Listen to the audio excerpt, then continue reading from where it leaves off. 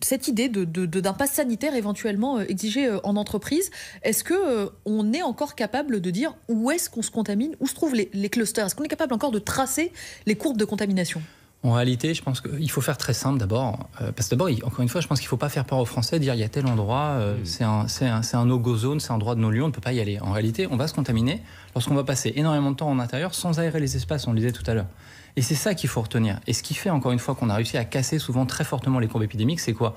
C'est parce qu'on a pu sortir de chez soi et vivre en dehors de l'intérieur. Et casser les rassemblements.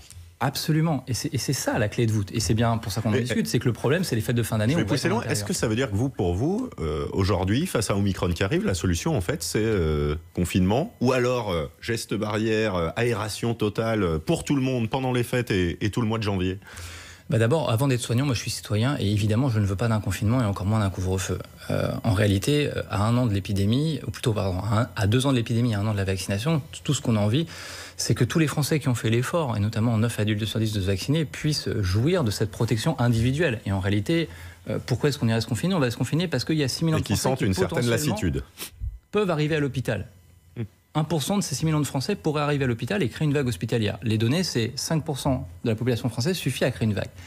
Et donc, quelque part, il y a une injustice. Et donc, je ne vois pas pourquoi est-ce qu'on devrait subir cette injustice, parce qu'il y a des gens qui ne veulent pas se vacciner et qui, d'ailleurs, lorsqu'ils arrivent à l'hôpital, prennent la place de gens qui sont vaccinés, qui, eux, n'ont rien demandé à personne et qui ont d'autres pathologies générales. L'obligation vaccinale, vous seriez pour ? Écoutez, moi je l'ai en tant que soignant. Je pense que c'est quelque chose qui est bien passé. Pourquoi? Parce qu'on avait la volonté de se protéger les uns les autres. Et en fait, contre tout ce qu'on pouvait dire avant, c'est-à-dire que ça ne marchera pas, ça a marché. En réalité, le problème de l'obligation vaccinale en population générale, c'est quoi? C'est que vous allez chercher les gens chez eux avec la police et les vacciner de force.